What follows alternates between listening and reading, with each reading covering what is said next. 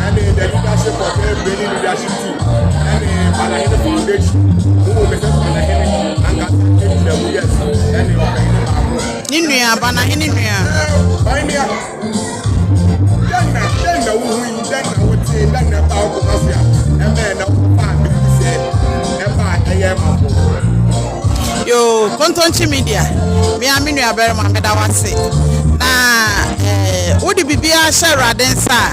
Ni gina dibu a ma ewie wiye. Ya cheperi ni ba ana de beto manim.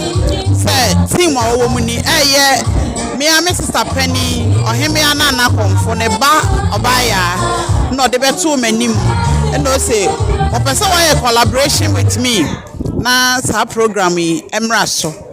Inti many brainy company and the area and a Banahene Foundation me bay na hoka for our US inti me bay domekwa benya de me beni ewo inti ono so many need hu nkomo no so obeboa yen inti yen nyina ye ka ye hu bomu na Banahene Foundation or the lace fe and me aye pam ne ezisiesie ye ho a eye fe na what the better adwumadi na chi na no so ani so ade hunu se obeboa eye mampon titiriu eye Banahene Foundation na wetia ne na chi kakra nti ebedu nyame boa next year na wa aba woni ama bebre owo project crop person meye ewo Mampongfo mu ha ni nyina yere hyehyɛ eho akwan a ode fa me atepare kotoku heme aso ni nyina ereba mu na brani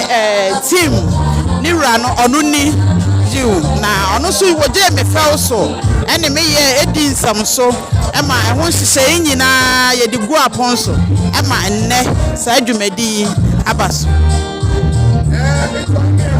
adi awon ye ni ye nje one time of adi ana say adi Mampongfo say epepa na ne eche nse so me pesa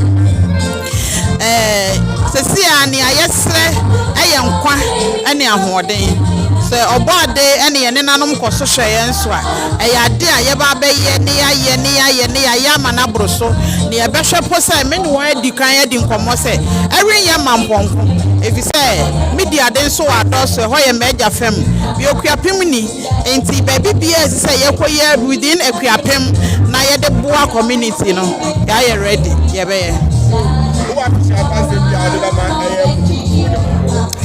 mema kotoku man ene nananom adaroma me ye won so hemea mema wonyina Africa pa mema mankasa mehene eye nana amono nti amwajan mema na Africa pa eye kotoku hene na daroma na medu sampompo nsu mesan echia eye Mampongfo nana kwame otu date mechia Mampongfo antranko wanyinara na mena sekese ba konso koma kotoku impenimfu bia wa boa no wansomasen awo sika fam mpaibɔ fam ne awanya bi no so onyankopɔn enhyira won na ne ɔmaye na abroma adwene so enne dwumadi misika sam ene ade no fa kese eye achepare kotoku a wofra won achepare royals omata mechi papa mere mpesa mebo obi adin na mere pam no yebehu won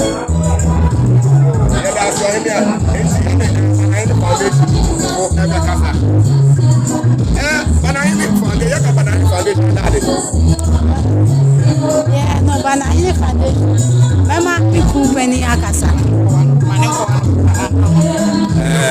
Banahene Foundation Banahene Foundation no 7 pedriasan ye hwe mobrofufo obi a woni bi ene mrewa ye ba wo community ni ehu se ebi amrewa bi wo ho ahomkani ho kwala bi wo ho ebi ankwala yo mu school sam ene omoniama bi nkoya Banahene Foundation ye fato ye wo ena nya hanko anso na ye no ye oba bi bebra ye bi wo ho na ni edikan ewo eye Mampongfo nie na nya we susu ne betwa to ye beye amana koso na we krampo ne ye de ne kase pa e ba ba hihye so Banahene na okofa adwumadie bae ono amu ba begine mu nti Banahene Foundation de ye wo Ghana ha bia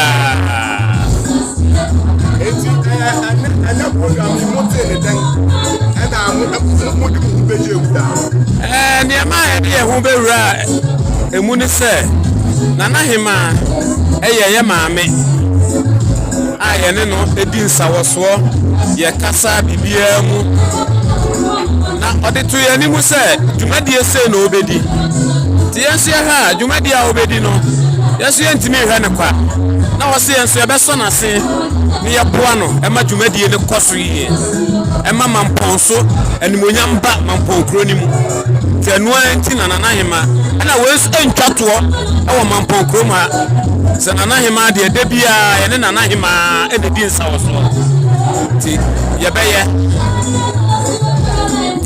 ebia fashion mu kra be san aye nti no ye maame fo ye bia ne no abeda ase nti ye nua Banahene be bi o bia na abrewa si nhyiranka ho Banahene Foundation ye de be bia ye wo Ghana ha be bia ye ko ho nti ye da mase eti ya de breni so be kasa eti ya ka fuchi ne baba breni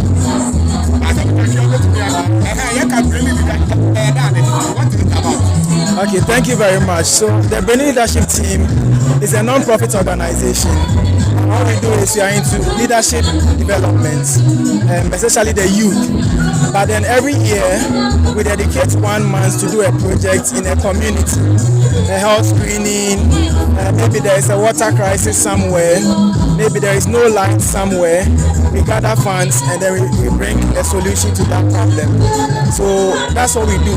We are basically into leadership development, but every year we do this community project. So why Mampongfo? Why health? Okay, so this is how we do our scouting. We look for our members who are in different communities.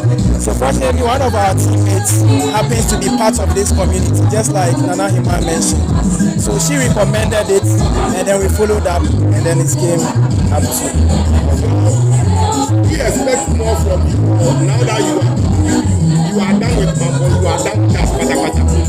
Definitely, Oliver Twist always asks for more. Okay. So, and myself, I'm from Ebri. My father is from Ebri, my mother is from Dewu. So I'm within this same Ekropon community. So we are hoping for more collaborations.